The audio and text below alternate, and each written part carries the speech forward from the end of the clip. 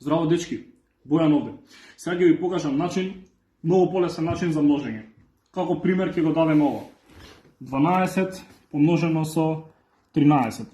Два двоцифрени броја.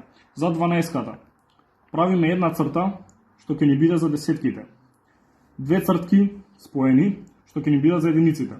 Исто е со 13-ката. Една цртка, што ќе ни биде за десетките. Три цртки, што ќе ни бидат за единиците.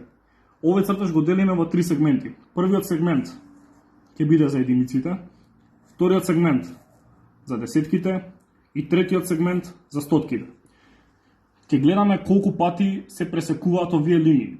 Кај единиците се пресекуваат 6 пати. Кај десетките се пресекуваат 5 пати. И кај стотките се пресекуваат еднаш.